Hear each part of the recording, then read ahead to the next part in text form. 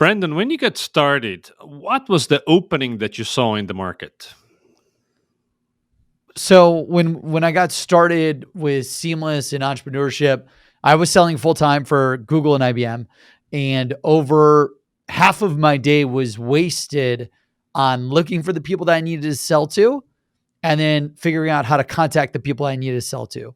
It was this endless time wasted on list building, prospecting, appointment setting, manual CRM data entry, copying and pasting first name from a website into the CRM, last name, copy and paste, scouring millions of websites, looking for emails and phone numbers. So it literally made me want to quit sales forever and live in a van down by the river. And instead, I was just like, you know what? Is there a way to automate all of this work? And I was like, if Google can find information about anything, why can't we build a search engine that finds all the contacts you need to sell to, all the companies you need to sell to? And then why can't we use AI? Because I used to sell for IBM Watson. Why can't we use AI to research, validate, and verify cell phones and emails for everyone in the world? And that's how Seamless was born. And it took years to build. This is why Sergey, Brin, and Larry tried to sell Google for $1 million. And then they tried to sell Google a second time for $10 million to AOL. They got turned down both times, by the way. Building a search engine is miserable. It's terrible. They also wanted to quit engineering and live in a van down by the river.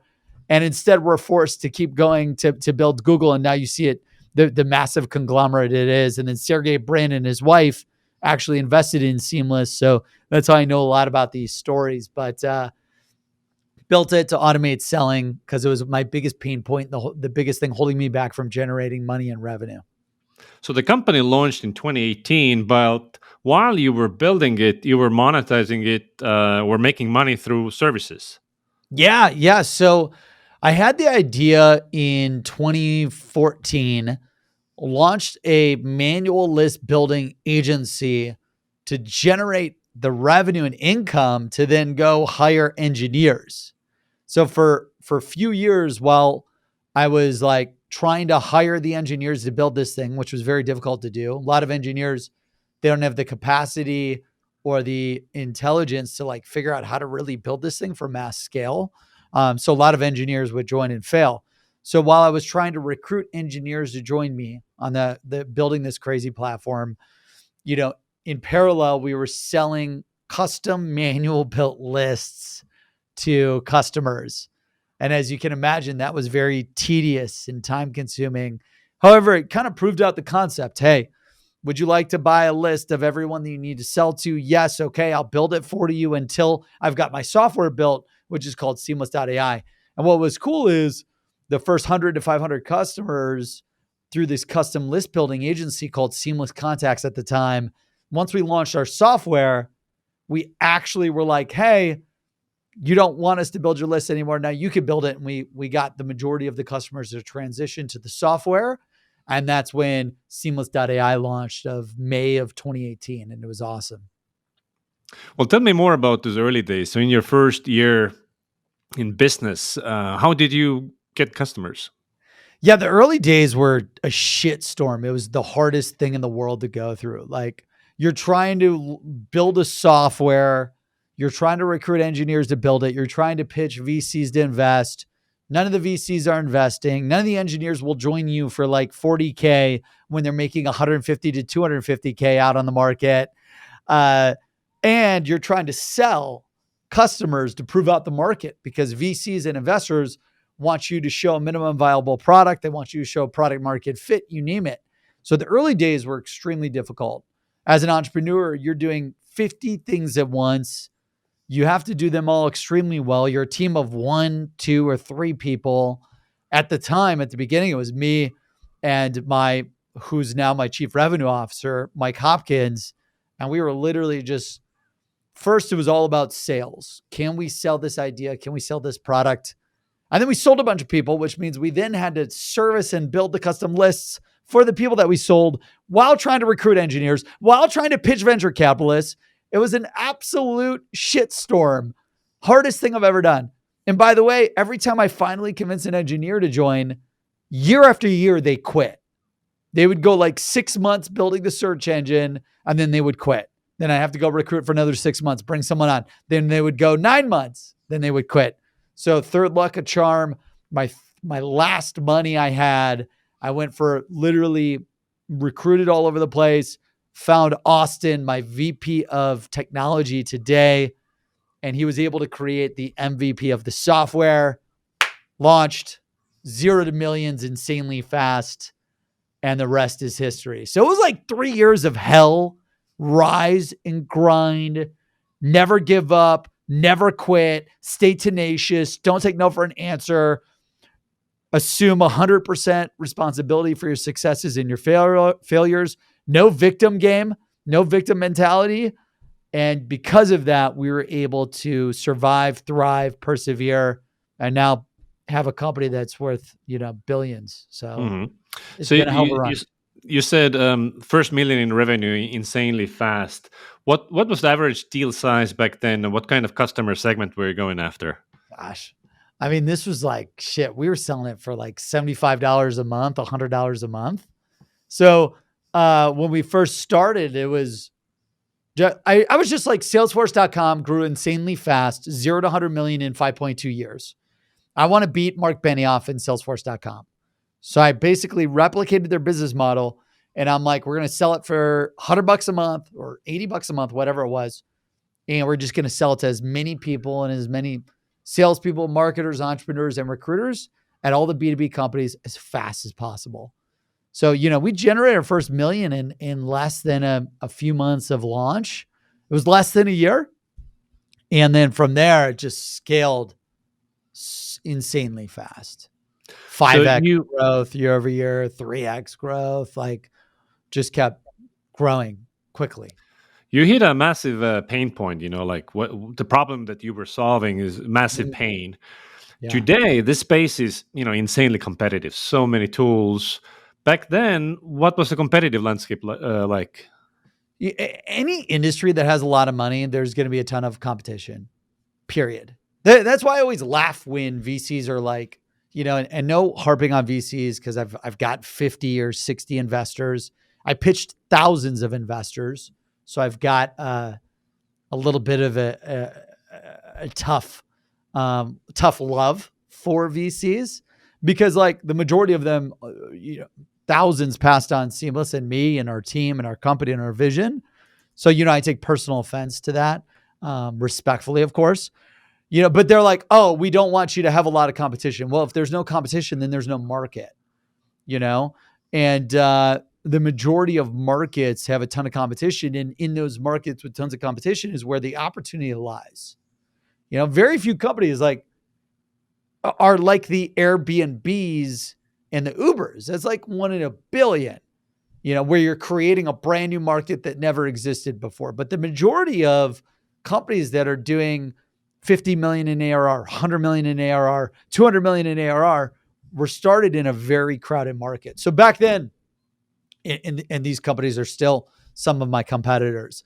Dun and Bradstreet, Discover.org, Rain King, Jigsaw.com, which then became Data.com, owned by Mark Benioff at Salesforce.com.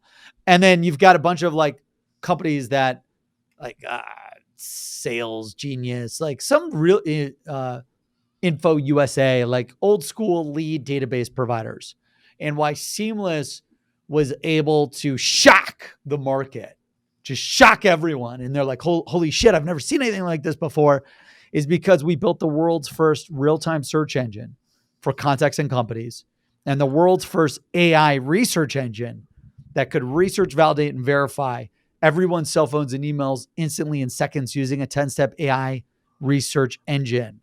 And that's how we were able to beat the competition, and have the opportunity to even acquire the competition. Like companies that we were competing with are now like, can you please buy us? And it's insane. We're grateful. We wake up every day. We're not good enough. We have a long way to go. We have to find every single person in the world, 7 billion people on the planet. How do we find 7 billion people on the planet? Who they are, who they work for, their emails, their phone numbers. Now, we do know that more than half of those people don't work or they're not of age to work yet, but it doesn't matter. Eventually, they will work And we need to have them in Seamless so that you can connect with them.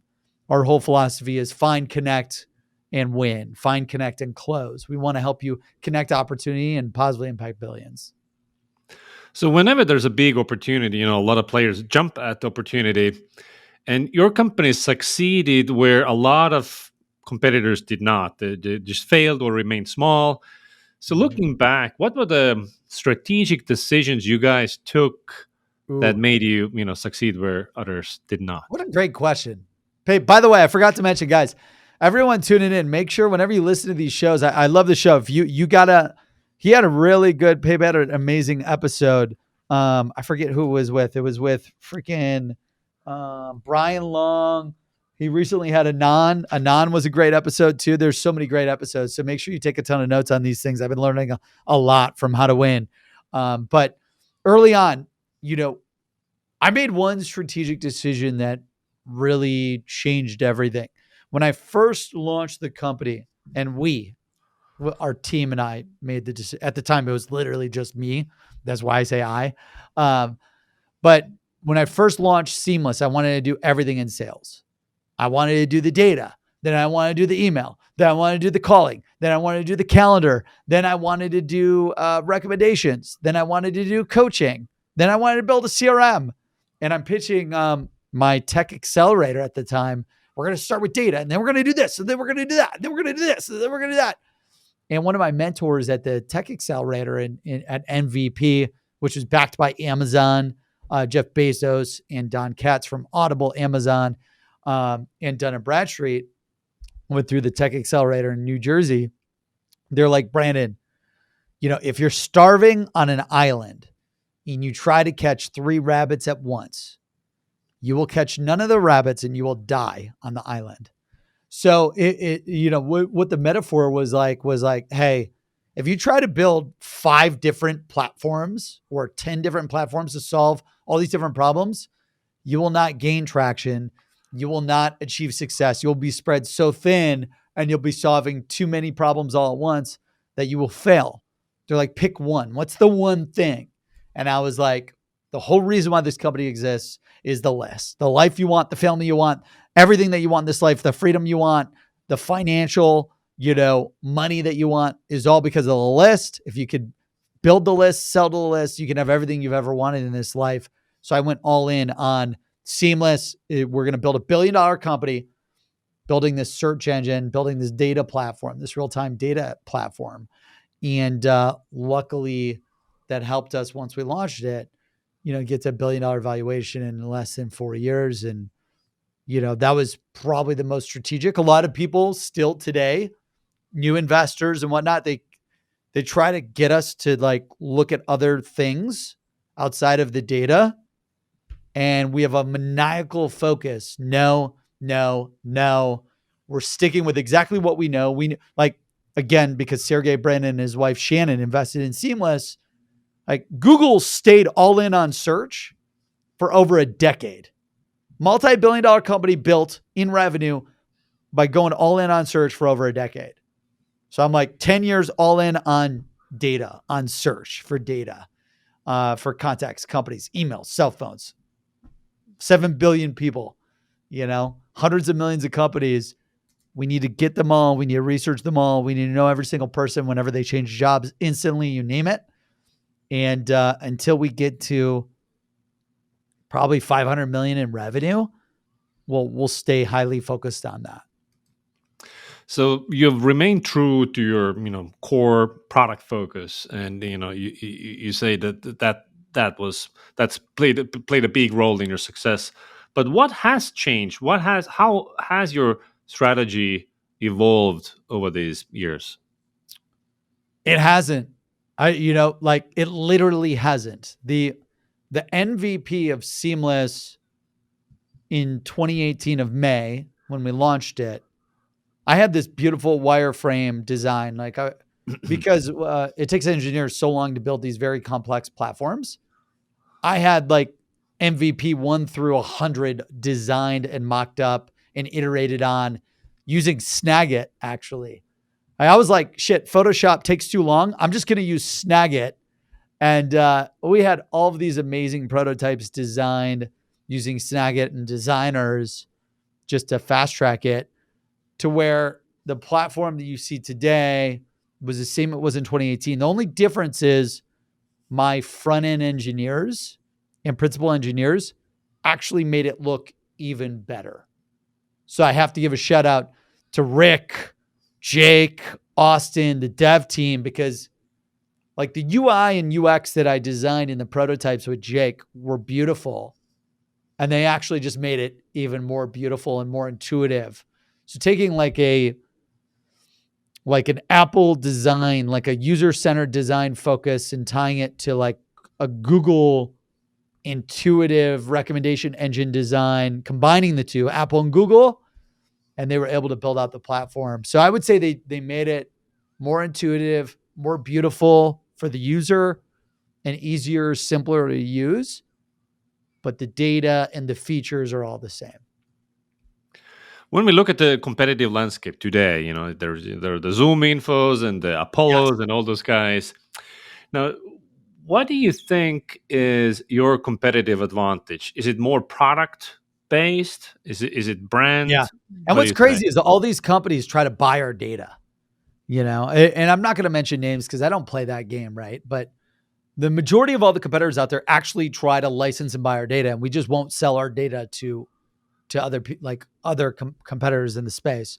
Um, but the biggest difference is our real-time search engine. Like all of these platforms are old, stale purchase databases. Seamless is a real-time search engine. So all the data about a contact or a company out there, we will instantly find. Again, this is why the founders of Google invested, because of the power of our search engine and the power of us being able to sift through all of the data about contacts and companies and being able to prioritize it. What's important, what's not important, what's accurate, what's not accurate, what's relevant, what's not relevant. Is this new or is this old? You name it. And then also, is this relevant based on a user's search history, right? And then, so it's the search engine. And then the way that we research, validate, verify cell phones, emails, company phones, direct dials, hundreds of insights about the contacts and the companies, and having that happen in 3 seconds or less is really the power and competitive advantage of Seamless. You know, instead of a database where like it goes old, it doesn't grow, it doesn't get smarter. Seamless is just always growing, always getting smarter, always being validated in real time, always being researched in real time.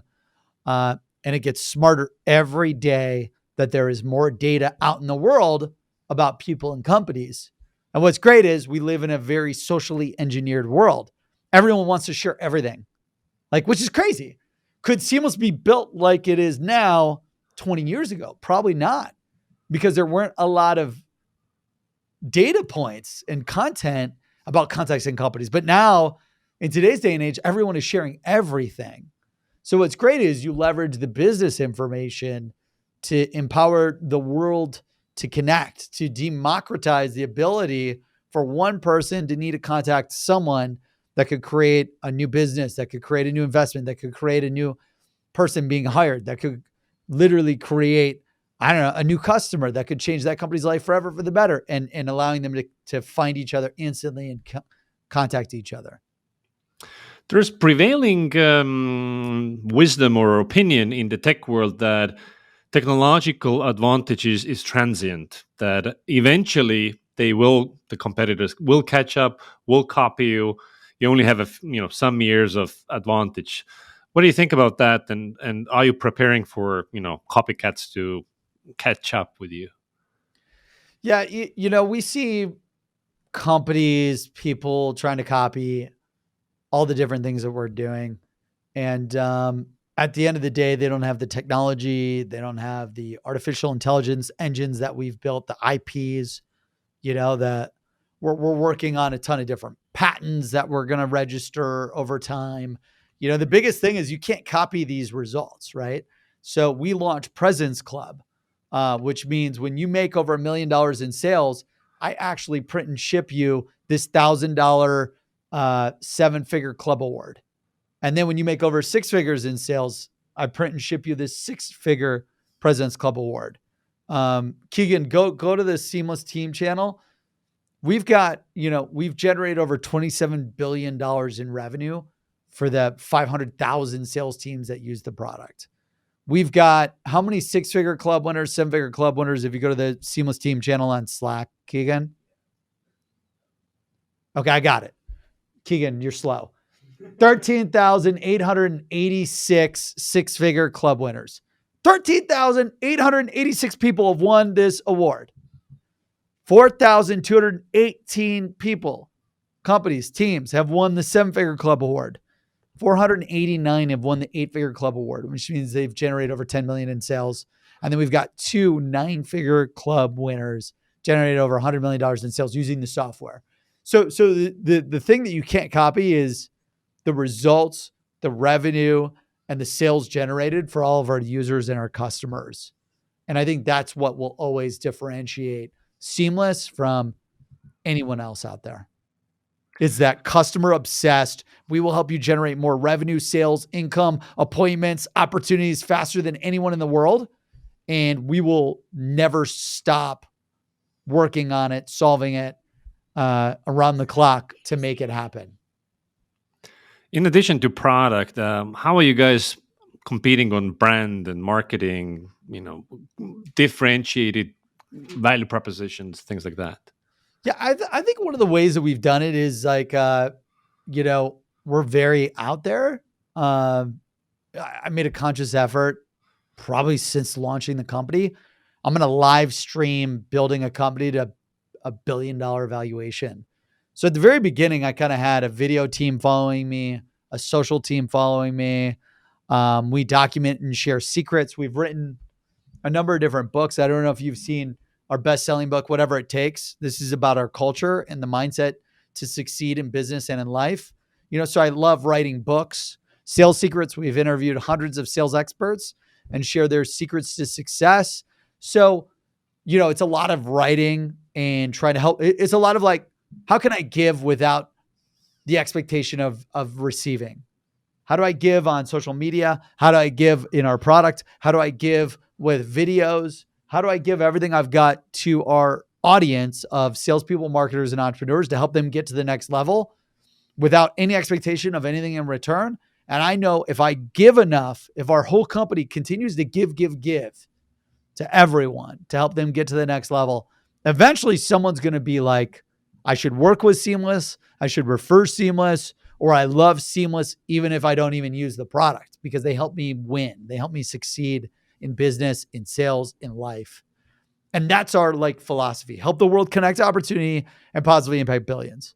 Yes, we've generated, now it's $28,747,176,480 we've generated in revenue for our customers. I'm just looking at it on another monitor.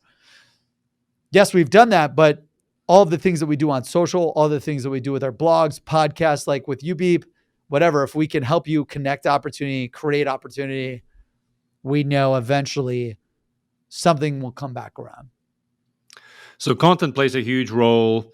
What else can you tell me about your, let's say, acquisition mix? How are you acquiring new customers today? How big is outbound sales versus inbound? Because you do this, right? Like the majority. So we're big on drinking our own champagne. Obviously, we have everyone's cell phones and emails with Seamless. So the majority, the media mix of Seamless has been for the first few years, it was 100% outbound selling. And then when we finally had money to invest in marketing, it was okay, go 80% outbound, 20% inbound marketing, right? Google ads, Facebook ads, LinkedIn ads, content marketing, social media, video, you name it. It's still primarily outbound because obviously we built an outbound sales platform, sales leads platform. So we've got one of the top 20 largest SDR teams in the nation. I think we're at 240 SDRs now. And why we're able to sell so much is because of the list. If you have the list of everyone that you need to sell to, you can sell anything to anyone. So every single day, our SDRs, we've got 220, 240 SDRs now. They wake up, they build the list in Seamless, they sell the list in Seamless. And then, we're booking 500 appointments a day, selling those appointments. Our sales cycle is pretty fast, 30 days or less. It's typically a one call close or a two call close. So the sales cycle is fast. Now we do a lot of retargeting. We do a lot of cold advertising, and it works really well. We just love outbound because you could figure out who you want to sell to exactly, precisely, and then go sell to them. And what's cool too is if you take a seamless list that you build, feed it into custom audiences, Facebook, LinkedIn, Google. Now you've got ads going to your custom audience list for people that you're selling to outbound. So now you've got the outbound engine and the marketing engine targeting your niche. We believe in you got to pick a niche and get rich. So build your outbound list, then put it into the marketing engine, and now you're hitting it on all fronts. Last year, you said that your goal is 100 million in sales, an IPO in 2 years. Yes, What's it's what's the still my goal. strategy to hit those numbers? It's still my goal. Every year I miss it, I write it down. We're much closer to hitting it right now, which is amazing.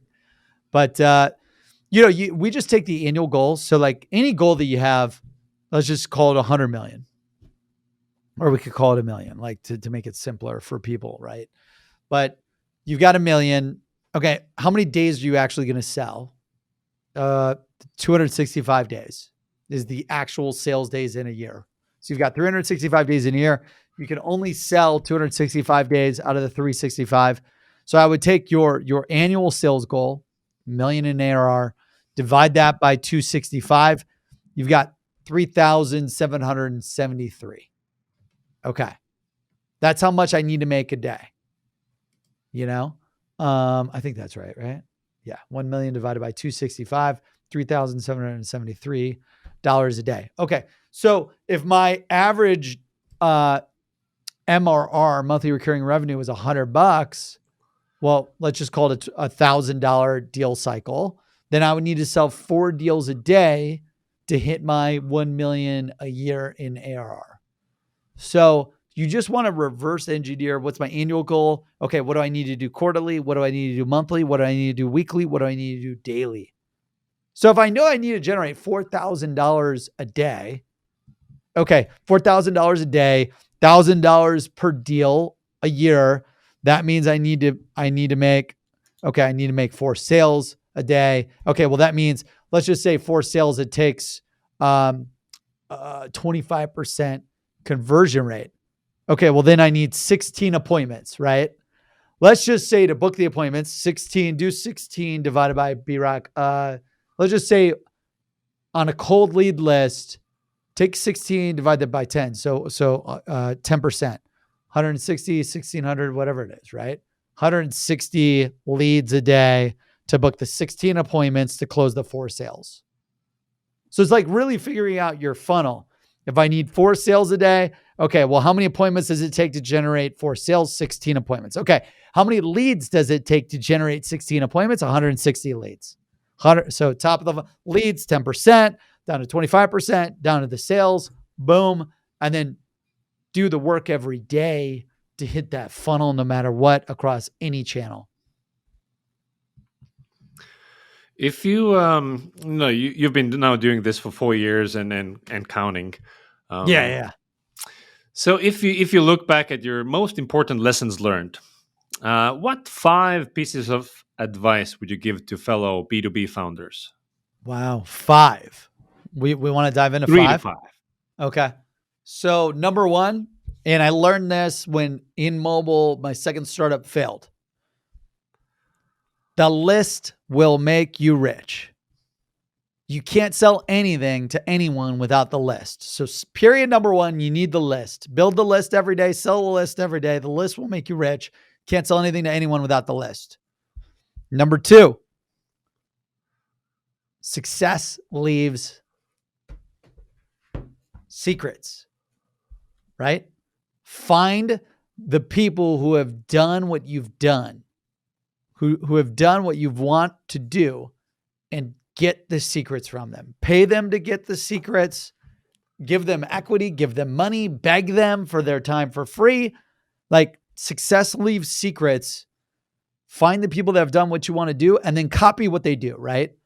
Like we built $1 billion company. I just told you 100% of the first 3 years, all we did was build an outbound list, sell to the outbound list using Seamless. Like just copy us, model us, do what I'm telling you to do. Then we grew into marketing and we grew into outbound ads and all of these things, right? Like when people that have done what you want to do tell you what to do and you don't listen to them, you're an idiot.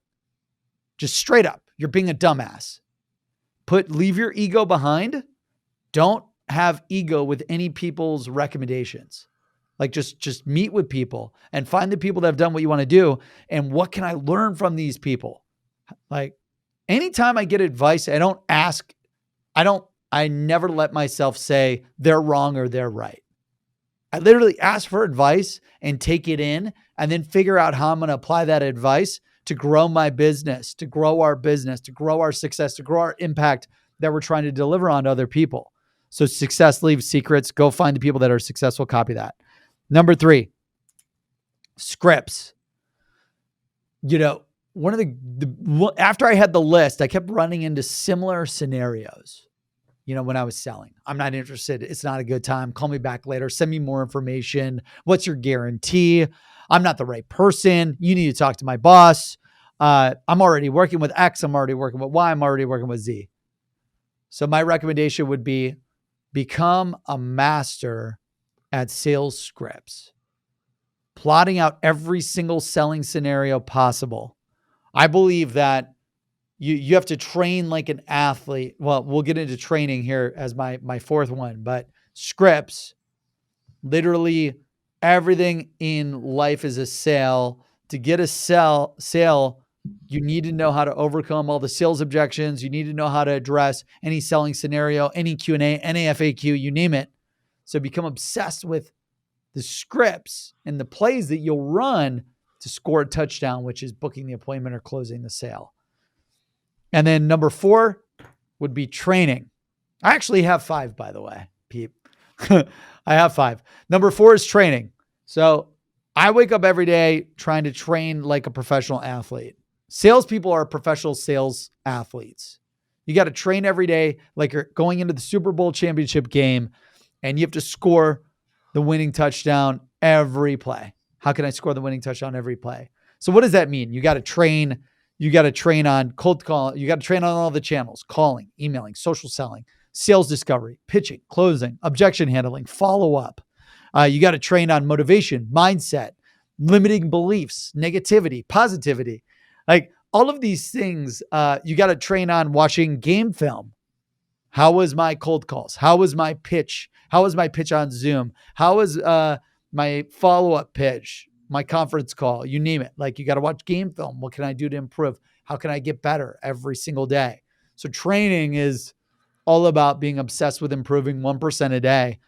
Throughout a year, if you improve 1% a day and you train every day to improve 1% a day, by the end of the year, compounding results, you'll improve 37x. So what that means is if you make $100,000 a year, day one, you improve 1% a day, by the end of the year, you will have over $3.7 million. So you got to have no ego, be obsessed with improving and training every single day. And then lastly, number 5, like paralysis by analysis leads to no action. It's all about activity. You got to put in an insane amount of activity. Dwayne "The Rock" Johnson, like you got to hustle, be humble, and be the hardest working person in the room. You got to put out a ton of activity. Every day, try to beat the amount of activity that you did the day before in prospecting, in outbound, in calling, emailing, social selling, pitching, closing deals, building your lists, your leads, like every day, an insane amount of activity. The more activity you do, the more you win. For example, let's just say your leads, you've got 100 leads a day that you build. 100 leads converts to 10%. That's 10 appointments you book. And then you convert at another 10% to sales. So 100 leads times 10%, that's 10 appointments. Those 10 appointments at 10%, that's 1 sale. If you've got salesperson A and salesperson B that have the same funnel metrics, the only way To beat someone with the same conversion rates as you is to increase the activity. So if I'm doing 1,000 and you're doing 100, I'll go 1,000 leads to 100 appointments to 10 sales, and you'll stay at 100 leads, 10 appointments, 1 sale. So I always, massive secret is to just dramatically increase the amount of activity you're doing. And that way, if you're competing with people with the same funnel, you will outcompete them and win if nothing else changes, because you've just got more activity at the top of the funnel to generate those appointments, to generate those sales, to generate those leads.